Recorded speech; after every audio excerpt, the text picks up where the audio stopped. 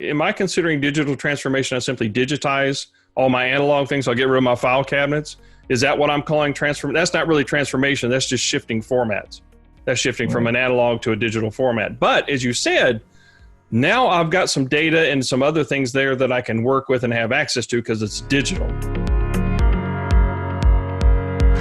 Hello world, this is BetterTech, a podcast where we chat with some of the most successful leaders about the latest industry developments. So join us as we explore the world reliant on tech.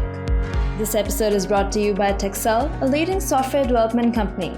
Check them out at tkxel.com.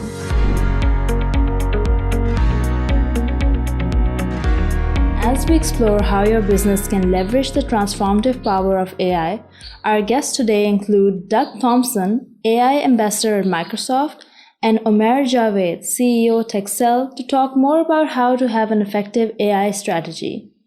Welcome, Doug and Umair, and let's start the episode.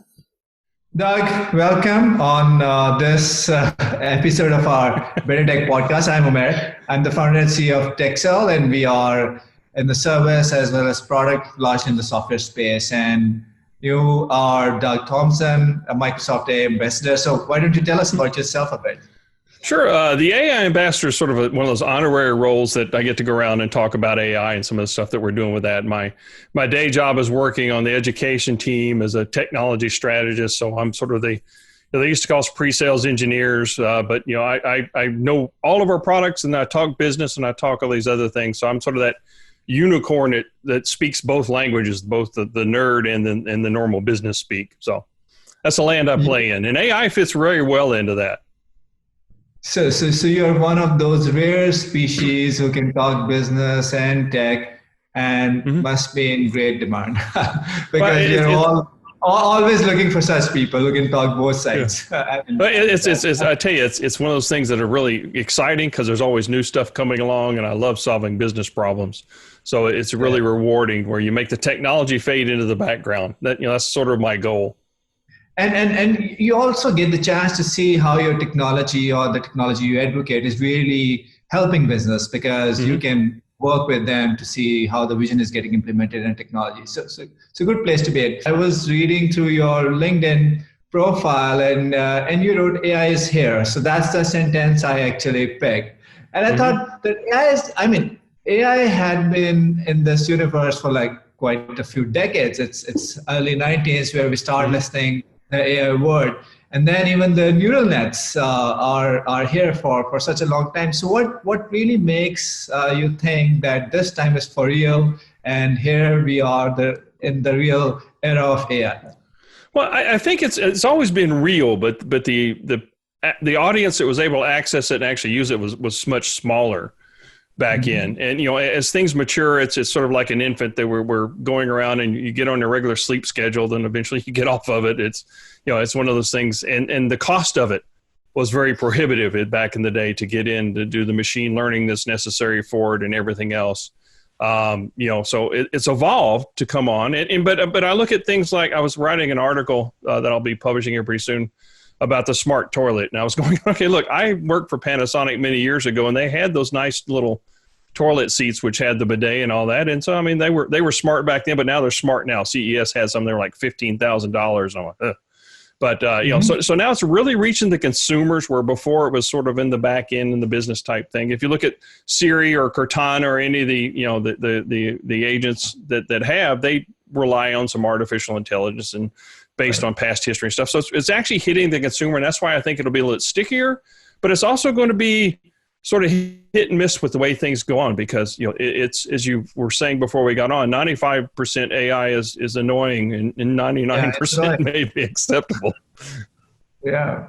I can still remember that talking some years back with Siri was actually annoying and now it has come a long way from that. So yeah. She still gets annoying on occasion. just so you know. Or probably we've got trained what to ask. Exactly. Yeah. So other than machine learning, what do you think actually is making this AI move forward? So we hear a lot about machine learning stuff. Other than machine learning, what is really getting into this, which is making this all AI going forward, the AI movement? Well, some of it's like what we're doing at Microsoft. We're trying to democratize it to a certain extent, and look at like our cognitive services, which, we if you look at the Vision AI, so you can train it to sort of recognize images and things on the back. You don't have to do the model, right? You can take the back end of that on it. And before, when you hear the term model, that's sort of what makes everything works in the back end. And you had to have these data scientists, and you think I'm rare. Getting a data scientist that can sort of do these other things is even a rare individual still. So if you can put the baseline together, which brings accessibility to a model and being able to adapt it to what your use case is, then it makes it more accessible for people. It's more affordable. And it's sort of, you're removing that barrier of having to have that data scientist necessarily, or several of them, to do all that behind the scenes work for you. And you sort of go, okay, here, I can do this. Now, on the other side of that, it could limit you to a certain extent, and but you could build upon what you have there, right? So if you're really one of those advanced ones, you can take, here's the base set. How do we make it really, really tuned to our specific use case? I guess with this transfer learning and all that thing, I mean, we can use learning of one model onto another, or put stuff like that. So that's I think an effort that a lot of people are putting in, is to democratize that whole AI thing. But while from your answer, I'm just curious that there's a lot of vocabulary, as you want to call them, about the people who are involved in AI.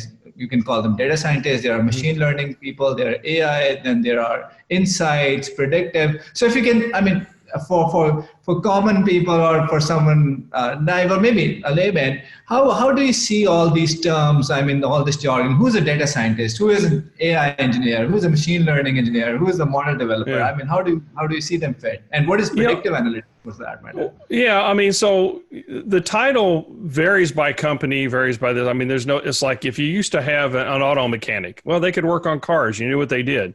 You wouldn't hire them to come do your AC repair. But now data scientist is a term that comes in. But I think that, the title's less important than the role that they play in trying to bring a solution to life. Are they the real, are they people that understand how to put a good model together?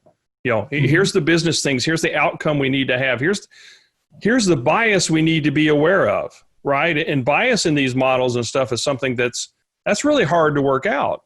But it's important. If you're going to democratize it, we need to make sure that the results and stuff are unbiased. And by biased, I mean that it's, for example, like facial recognition. When you had early on with trying to get your iPhone to unlock people of color, it didn't work as reliably as it did, Caucasians. So, right. And it's not intentional, right? The bias is not intentional, but as we as humans, we sort of think a certain way. So getting it to where you're not having that's important. But again, that's not necessarily a data scientist role. That's not necessarily a machine learning role. That sort of spans that. Everybody needs to have a little bit of that. And my dog's going to hear. She's going to help me with that. Is it? I hope he's real, not an AI dog. Yeah, it's not an AI dog. I guarantee you, this one's real. Okay. So, all right. And I hope that answers your question with that. So and there's a joke around that if it's on a PowerPoint, then it's data science, and if it's in Python, then it's a machine learning or an AI. Yeah, so exactly. Yeah, so I can see there, as the field is maturing, as the field is developing, there are a lot of roles that are coming into it, and I think it's going to go in particular in that direction, where people are just trying to figure out what everyone has in terms of their role, part to play, and it's going to clear up in the next few years. So moving towards the next part of our discussion. I mean, I have customers who are startups, I have customers who are small, medium businesses, and I have customers who are even enterprises. So when it comes to startups, we can all see that they typically come up with, they want to do a disruptive product or do something which is an AI first or an AI based product. How do you see small, medium businesses of today and enterprises of today taking advantage of AI? How can they really, how should they approach AI? Yeah, I mean, AI is not a destination, right? Mm-hmm. It's and to sort of really be successful at doing this, and you need to have sort of a cultural change first. And this is the the discussion I have a lot of times is because, they say we want to use AI, and I ask them what for. It says, well, we want to improve our and you keep asking these questions, and you find out they really don't have a well thought out cultural answer of how they're going to shift the business to leverage AI to take market share, bring a new product to market, do something like that. I think the startups tend to have a little bit more, because that's what they do. They got to do one thing, and they've got a pretty fine idea. But if you've got established companies, we've got this, as Seth Godin likes to say, we've got these sunk costs in the way we've been doing business for years. And so how do we then translate and transition to something that we need to move forward, and we can use AI to make our products better, to make them more adaptable, to do new things, make them safer, whatever. You've got to say, here's what we want to go, and here's where we want it. We want to set that endpoint, that North Star, or whatever you want to call it. And then we say, okay, how can we transition to do that? And we can't do it the same way we got to where we're at. We've got to do something differently. Can we use AI? Can we use machine learning? Then it sort of gets built into the culture where now everybody sort of has access to these data. Data used to reside, and still does in a lot of cases, you probably know, in silos. The marketing department's got their customer data. The R&D department's got their data. Well, it's so disconnected, you can't really leverage the power that's out there. Everybody needs access to that data so they know, and they're all working off the same data set to move the ball forward. Working in silos, waiting for somebody to give you an Excel, PowerPoint, or a spreadsheet or something to get the data. Don't you think it's like a chicken and egg problem? I mean, to build that culture, the top guys who can really write a check for you or can really sponsor an initiative, they want to see something working. And to make that something working, you need these sources together and to put this data into work to get some AI thing going. And that becomes a chicken egg problem. So you said it right. There needs to be potentially an AI culture, but how really, some of my customers struggle with should we want to do something about AI, but should we really treat it as a regular IT budget? Is it an innovation budget? Is it, how do we, so that's potentially my question, is that for a small medium business of today who has a real need of getting an automation done, getting a workflow automated, or getting some software made, how can they really, how should they treat AI? Should they treat it as an innovation budget? Should they treat it as a part of regular IT? And when it comes to enterprises, how they should really approach it? It's easier for them to allocate some innovation budget for them, but not maybe for a small, medium business. And as you said, AI needs a culture. So how should they think about it in budgetary terms, and how they can build the culture? Well, so there's a couple things. And if you go back to the way IT evolved, right? So we're providing you a service, and you're going to get the service that we provide. Nothing else, right? So we're providing you these services as an employee. And we have the budget, we have the control. So it was more of a cost center experience with that. And so as you look at with AI and the ability to go outside of IT to access it, you could go to Google, you go to any of the people there, and if you've got a credit card, in a lot of cases, you can do some of this stuff. So what happens then is now I've got budget. Marketing usually has a big budget. So if marketing wants to come up with a product or a new service to do that, they've got the money to do it. When I'm trying, when I talk to IT people and all that, I say, do you want to be seen as a blocker or an enabler? Because the way things are going with cloud and all that, when you controlled access to everything, you had all that, you had the power, you had the budget, and you pretty much ran the business. Now the power sort of resides outside of that. And I try to encourage you want to see it as an enabler, but also protect the IP or the people or the other things. Because as you get the shadow IT outside, the people doing it, you don't necessarily have that protection and security and everything else that only a good, well-run IT shop can do. So it's changing the mindset to be, I don't want to block things. I want to enable things. I want you to make me say no, right? So if you go at it with that aspect of that, hey, let's see what we can do. And if you can answer these questions, I'm all for, I want to help you, right? So again, that's some of the culture change, getting out of that protecting everything and saying no to, I want to say yes. Help me say yes. But that also demands a culture from the top management to work.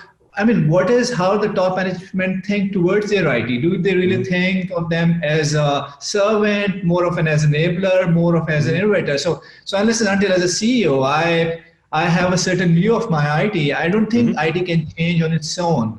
Would you agree with that? Well, yeah, I mean, they don't have the autonomy to change on their own. But if you have a sort of visionary CIO, CTO that's got this and can formulate and go talk to the rest of the business and say, hey, look, this is what I want to do. And this is where I think we can take it. So they're taking more of a holistic outward approach rather than here's the thing and here's what I can control. So you're correct that they can't directly do it in most cases without CEO, board, the approval of that, but they can influence the direction of that. If I've got a CEO and I need to say I'm a public company, I need to make quarterly profits and stuff, that's a different discussion and it moves a little bit slower. But if you've got that forward thinking that understands technology, and here's where the most innovative people I find they have domain experience, and this is where the startup comes in. They have a lot of domain experience, but they also understand the technology that they would need to enable it. So they're thinking the other way around, as opposed to somebody that's got, hey, I can understand networks, directories, all these other things and all that, and I'm trying to understand what marketing does. That's sort of the wrong way to approach it from an innovation standpoint. But if you do it from the other way, hey, I understand the business, and here's what I need from an IT perspective to do what I want to do, that's a lot better. That's how you move the ball forward and you sort of unblock those silos. So what I'm hearing is that probably an innovative CIO of a small mid business can talk to their C-level guys, other C-level guys, and present them with a potential business case. Probably kind of harass them, lure them to give them some budget so they can experiment. And I guess with AI bandwagon, everyone wants to be innovative. I think they can make a case. And then they can start experimenting with it and can show the work. So any particular area in your view where if you invest early, you can find some quick results, maybe prediction, maybe optimization, maybe something else? What do where you feel is probably a quick ROI companies can get with their AI investment, or at least a confidence building stuff? Yeah, the predictive analytics piece of that is huge, and that's something we've been trying to get. But as you get access to more data, you have the ability to do that. If we can predict, say, I was talking to somebody today, so I'm running a pizza restaurant and I'm running it in Philadelphia, say, or in this case, Kansas City, and I've got a barbecue place, and we're in the Super Bowl. I know that I can predict based on Super Bowls at other places that food and this is going to go up a lot. So I need to order. How much do I need to order? And it helps me do that. So it helps you make sense of all this massive amount of data that you have. And it can help you, again, if it's trained right, to say, look, okay, based on this, I need to order, a bunch of barbecue to fill everybody that is anticipated to come to this. And you're pulling data sources from Twitter. You're pulling data sources from all these other things. Hey, we have these meetups. We have these other things. So you're changing your addressable market on the fly. And with the power of machine learning, you can do that, where before you had the data, but it may take 100 people 16 years to decipher all the data to get to the information that you need. Right.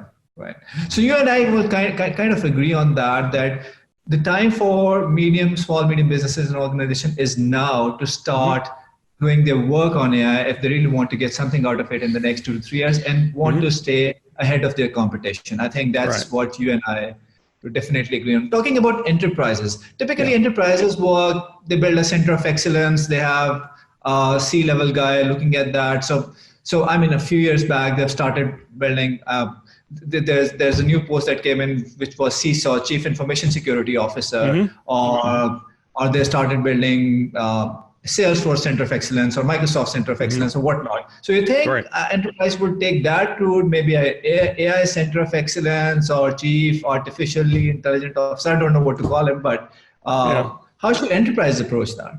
Yeah, and a lot of the enterprises, you have to get out of that mindset of we can build it better. We've always done, again, like I talked about earlier, I've got this data center that runs 5 nines and do these, and here's these services we have, and everything sort of has to come from here. So I think the center of excellence, and I use this example with some of my customers, is that it sort of resides beneath the C-level, which is coming up with, the executive suite that's coming up. Okay, we need to change our business model and do X, Y, Z. and then the director level down below, which is sort of managing each of these silos still. So you have this layer in between, and the cloud, I like to call it a cloud center of excellence. And it doesn't, if you can understand cloud, then AI and all these other tools, you can leverage them. But if you don't if you don't upgrade your data estate, sort of get all that stuff up, if there's some blocking and tackling you need to do. But I think you're right with the center of excellence. You start there, and then you can evolve and go on. Okay, here's our AI as we build up that thing. So, okay, we need some AI to go do X, Y, Z. It's like you sort of break off R&D and you break off quality control. You could do that later, but you've got to up everyone's game to get them stop thinking about the on-premises world, which they knew for all their life, and think of, okay, here's the cloud here. How can we leverage it? And how can we do things differently? And how can we upskill our people to take advantage of that? Because you do have a lot of people, and I'll just use our products, they ran Exchange. As you moved Office 365, we're managing the server piece, they still manage the users and stuff. How do you change that skill set? You don't need to be changing hard drives anymore. You don't need to be worrying about a storage array that goes bad. You're upping your skills now to adding value and doing things at scale to do that. So that's where it is. And as you lift people up to that center of excellence, now that's your new IT department. Once you get there, then you can sort of go up from there. So it's a journey, right? You've got to fill in that sort of middle layer, give people hope, give people direction, that, hey, there's a better world here. You can do more things. We all get into IT because we like to do cool things until we realize that, no, we don't get to do cool things. So, all right. So that could be a structure where you can build that layer where people can do that kind of stuff. And I would like to tie it back with something you said earlier, that it's essentially enterprise can have a huge advantage out of this AI thing because they have the data, but they really need to build up a culture where their data kind of integrates and people and AI can start taking advantage of that. I think I was reading upon it, and I think the recent advances in AI is largely because there's a lot of digitization that has happened, and because of that digitization, that data is available on which AI can work. So I think that is a cultural change as well as a structural change that an organization needs.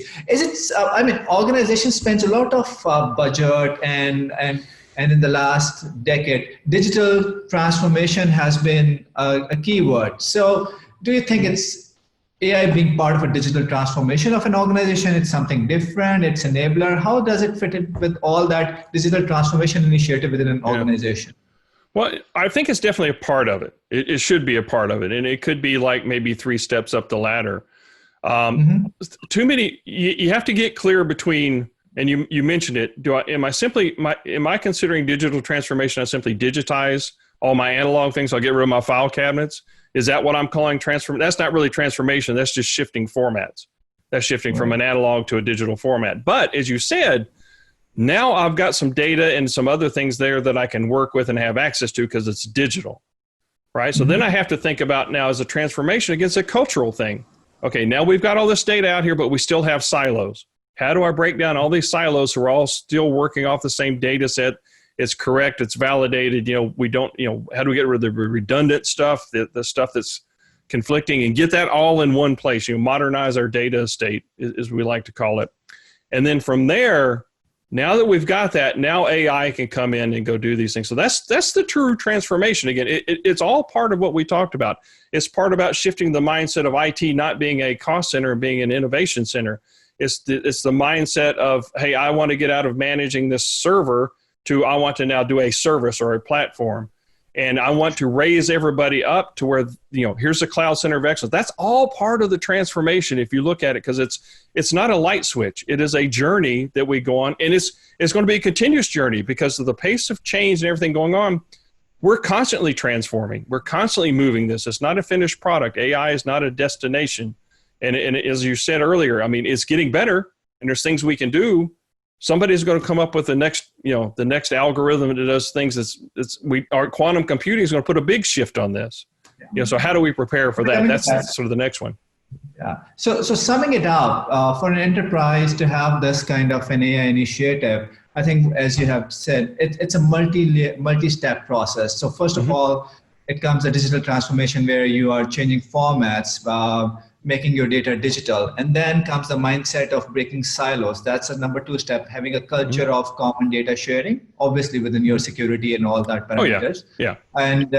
And then when you have their data, enabling your IT center thinking of it more as a center of innovation and giving them a confidence to do work on it and do stuff on it that requires hundreds of humans previously or may not be possible. That's where they start seeing in AI. And obviously it's not a switch which you can turn overnight. It's really a journey. So this is, I guess, what you are suggesting the enterprise should take the AI journey.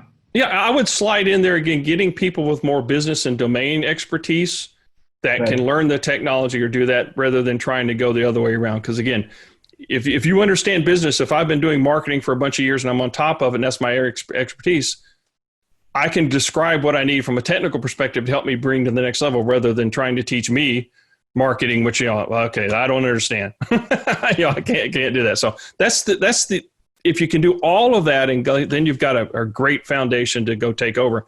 And sort of like you said, enterprises have all this information, but it's sort of like I own a bunch of property. I'm from Texas, so we'll use that as an edge. I got a bunch of property with a bunch of oil underneath it, but I don't have any expertise in drilling. How do I get access to that? And that's where, as you're transforming, you can do that. And that's where some of the smaller companies are a little bit more nimble can do that. And the startups, they start from that. They start with an oil well looking for some place to drill. I can relate it in a way. So as I told you earlier, that I also run a software services as well as a product company. So a couple of years back, as our company's overall mission for the next 2-3 years, we decided that we are going to train all our people in AI machine learning, no matter what they are doing, no matter what project they are doing. They need to, because I really see AI as a building block of a larger piece rather than something on its own. So that's what we said. I thought, look, stop looking at AI that you're going to make an AI product. See what you're doing and learn AI and machine learning and see how you can apply it to this thing. It's more like you used to work on a single computer and then network programming came in and you start talking to multiple computers and so on and so forth. So right now AI is a building block that you're going to use in every single thing that you're making. So that's the approach at least we are taking over here. I think that's what you are advocating as well. Yeah, I think that's a brilliant approach. That's the way to get on and truly transform things.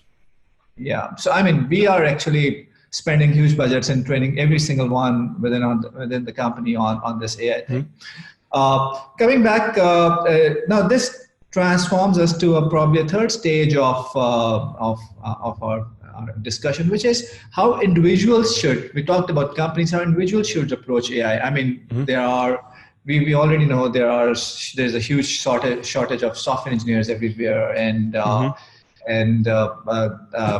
now there's an AI and everyone wants to do that, and there are existing business that needs to be run. So how engineers, how people who want to learn this should approach it on their own? What are their steps? What are their career paths? What are opportunities for them, in your opinion? Yeah, I've taught myself a lot of that. We have some internal training, but a lot of the stuff is I get and I just, I go in and play. I go do things. I read about things that are like, we're doing Databricks and these different things now to really scale to do things. So how do I stay up on all these technologies? It's out there. You got Udemy's got some good courses. You've got, there's thousands of books out there. A lot of the universities are doing this as well. And it's sort of educate yourself. And I would encourage, so that's, the nerds will get it. We'll evolve. We'll live in, if you're really curious about it, regardless of what field you're in, you want to say, hey, how can I leverage AI or machine, whatever in that. But if you're the business person out there and you're just a little bit of, technology, you like that, those are the people, getting back to that, get out there and learn that language, because you're going to be, again, speaking as if you can talk that business and technical type thing and marry those two things to a thought idea or a big grander project, you're going to be in demand. You're going to be some that people want to talk to, need to talk to, and can really change the world. And that's sort of the people that I really look forward to. Don't get afraid because it's technology. You can learn technology. It's getting easier to do. I can't program anything, but I can look at Python and I can understand it. So I may actually be able to do a hello world one of these days. So I think sometimes these guys may have an advantage, because if you had been in finance or something else, you may have been developing these models on Excel and whatnot for half of your life. It's just that now you've got better ways, different algorithms, but you already understand the business, you already understand the need, and you were limited by your manual process that now can all be automated. So I think they may have an advantage actually because they know the domain, they have been doing the models. It's just that if they know a bit of technology, they can be in real demand. So I think that could really be a path for an individual. Coming to the overall competitive landscape, Microsoft is doing, tell us more about how Microsoft is doing in AI and Microsoft versus all this FANG companies. I mean, there must be AI wars around and people poaching each other's people and how it's unfolding. Well, it's an interesting time to be around, that's for sure. I look at the stuff that we're doing from, and one of the, we have this term AI for good, and we're really trying to use and leverage, again, commoditize this to where we can do some positive change in the world and go to do that. Not that anybody else is doing anything bad. I don't want to get into that comment, but our focus is on, okay, how do we can bring this to solve problems, to do real things?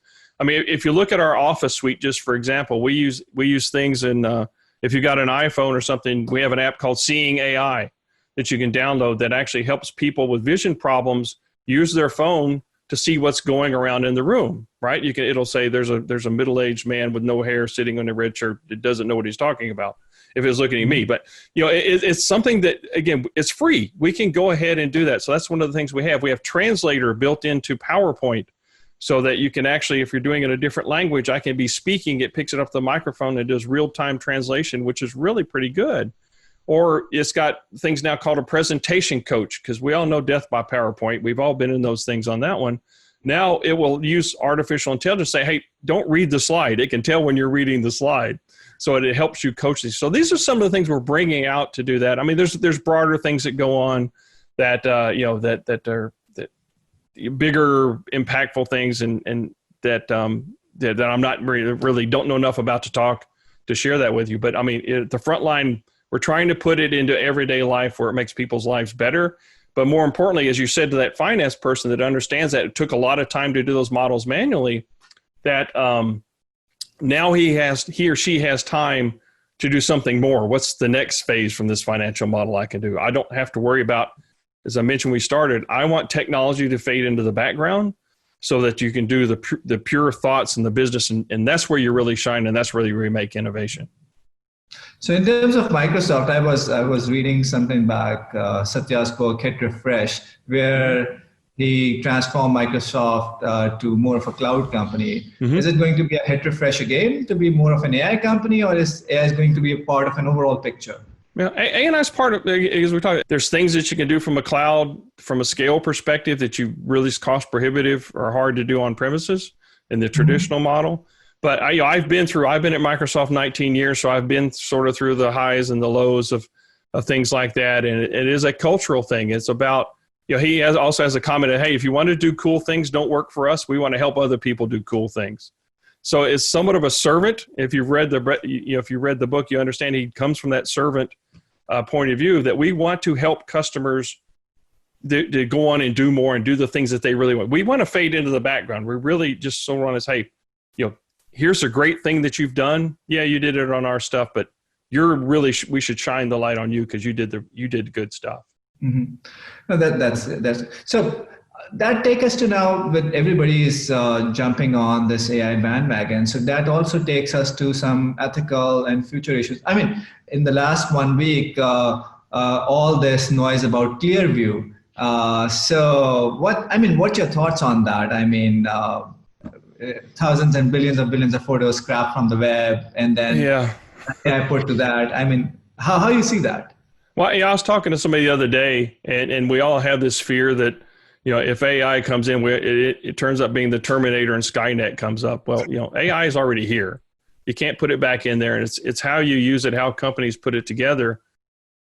That has to be the part of it, and it's the ethical piece of this that you have to sort of evaluate. Just because we can do it, should we do it? If you look at, say you've got an emerging company, an emerging market where you've got one factory in town that employs, half the population, and now we want to come in and put some robotics and AI and stuff that could displace everybody. Is that the right thing to do? Because now we've crashed an economy. is that the right thing to do that? So, I mean, and that's just simply a theoretical one that I come up with. But those are the questions you need to ask as you're doing those things, at the end of the day.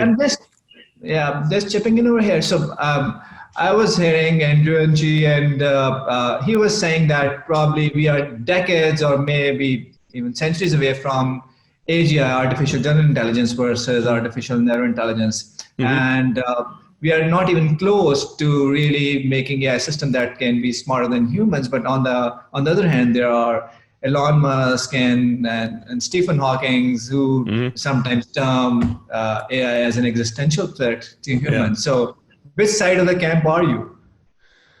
Oh, it depends on the day sometimes, depending on what you read. So what's it for today? I like to think that we're on, it's the good side. It's more like the Star Trek, hey, we have all these things that help humans be better and do different things, as opposed to the Terminator type thing. So, but it's right. Every Terminator kind of thing is possible today, in a decade, in a few decades, with the state of AI that we have today. I think it has to be how much goes on behind the scenes from people with a nefarious purpose in mind that goes on. I think it's a long ways off. If we just sort of took a hard left-hand turn and that's the direction we went, I think it's still a long ways off, as we were talking about before, trying to get the meeting scheduled right. We were sort of off and all that. That's a pretty simple type thing to do. So if you can't execute on that 99.999% of the time, the chances of you taking over the world and doing everything else is pretty slim. And it gives you're saying is humans develop this stuff, and humans are all flawed. And, sooner or later, even at scale, these flaws come out. So I would rather encourage people to do good things with it than necessarily spend a lot of time worrying about the bad things. I want to keep my eye on it. It's sort of like when you're snow skiing and you're sort of off next to the cliff. I'm not worried about falling off, but I'm going to keep my eye on it, right? I just want to sort of say, okay, it's over there. What's going on? And then I can go on down there and not worry about going sailing off to my death. So that's probably a far future. So talking about the near future, you think the future of AI is kind of on the cloud, on the edge systems, or a hybrid of the two? Where do you see AI? Well, I think it's going to be a hybrid of the two, because if you look at the IoT piece, and this is where there's a lot of work that can be done. These smart buildings, smart roads, all autonomous vehicles, all these other things that are out on the edge. You need the cloud to power that, but the other devices could reside on-premise. But that's also the biggest security risk we have as well, too. Because, while as an IT guy, I can patch all my Windows systems or whatever things on that to keep them up to date, and I have a little bit more control. Some of these IoT controls have been out there, and there's no built-in antivirus. There's no built-in things to do that. That if somebody really could want to get in, and this does keep me up a little bit at night, as the power grid or different things like that. How much is dependent on that, and how are we securing and updating it and thinking like this? Goes back to a Tom Clancy novel where everything, individual components are fine, but when you put them together, the firmware comes up and it turns into this nefarious device. So that's I think the area for biggest impact for the largest population, and automating a lot of things that right now are very manual, right? So and trying to take some of that human factor out of that, because we're not permanent. But we have to think about it also from a security standpoint. How do we protect it? How do we make sure that nobody's taking it over to go do something? So that's I hope that answers your question. Yeah. So if I'm a startup today, or I'm a business today, what would you advise in terms of any 2 or 3 industries or areas where I can go and use the power of AI to create a disruption where it's most developed or having a bleeding edge right now? Again, the IoT piece of that, where how are we automating these routine mechanicals, making them better? That's definitely a big growth area as we look to go in for this next industrial revolution. But nothing replaces a good idea on how to make people's lives better. I would say still customer service. If you could do anything to improve customer service at any place, that would be a killer application of that, right? So how do I Yeah. How do I do that? Going to quadruple or I mean exponentially grow your revenues anyway. I mean, if you can have an awesome customer service, right? Oh yeah, I mean that's because right now, like I said, 95% of if your AI at 95% is frustrating, and I don't want to have that. How do I get that 99%? It's frustrating anyways. Yeah, exactly. Yeah. So that's areas that I'd look at. And you feel that, I mean, what Microsoft is doing on the quantum side, the whole this quantum computing thing is going to help AI big time with the speed and all the things that we have. It just because of the speed and stuff, but I would sort of go back to, so we've got on the cusp of this quantum. If you open the discussion with AI has been around for a long time. So I think what you do is you shift the whole timeline backwards, where now you've got this quantum, but it's very few, access to very few and small people can do things with it because of cost and simply the complexity of it. And then that sort of sets us up to this whole next 20 years of that. What's that look like when quantum comes on to go to it? Because things like encryption, if you got quantum, I've seen things goes around to your encryption to your bank now it's gone right away. Yeah. So if you get that into the criminals' hands very easily, that's not a good thing. So I think it's back where if we're back at the starting days of AI with quantum right now, right? It's in a very few people doing it. It's still sort of touch and go. We have to go from a binary programming language to now it can be multiple states at the same time, right? And so there's a thought process, and we have to train a whole bunch of people to think that way and to program that way. So it will change. It's not going to be from like AI now to the masses is at it's not quite a commodity stage, but it's getting close. Mm-hmm. Quantum computing is not anywhere near a commodity stage. Right. So, I mean, the future may be from a decade or some years from now, where we'll be talking about democratizing the quantum computing, and then on top of the AI thing. I mean, that's how I've seen the world working, and then probably. No, but as you said, I think you said it pretty nicely that this quantum thing and with this AI thing, we are not have like next 10, 20 years in our sight what we will be doing, and we now have a path, and probably once we're halfway through that path, we'll have the next path. So that's good. Anything, and as we've now moved towards the end of this discussion, I mean, anything you would like to share with our listeners or viewers or about AI, anything that you would like to share? Yeah, don't be afraid of it, but also trust but verify. If I had to go to do that, it's an interesting place to be, but AI is a tool. It doesn't replace a good business model or a good business plan, a good creative genius. Hey, I want to invent the next XYZ. That doesn't replace that. It helps enable it and make it much faster and probably much better, so your time to market's shorter. But don't do AI as a destination. It's a nice companion to bring, but shouldn't ever be the destination. All right. That sounds great. So, Doug, thank you very much for being with us for this podcast and interview session. I really enjoyed it. I hope you also enjoyed it the way I did. And I hope everyone who listens to it or look at it, they also get something good out of it. So thank you very much again for being with us, and I really appreciate your time. Thank you. Thanks for having me. Thank you, Doug and Umair, for your valuable time and offering insights on how businesses can incorporate AI into their digital transformation strategy.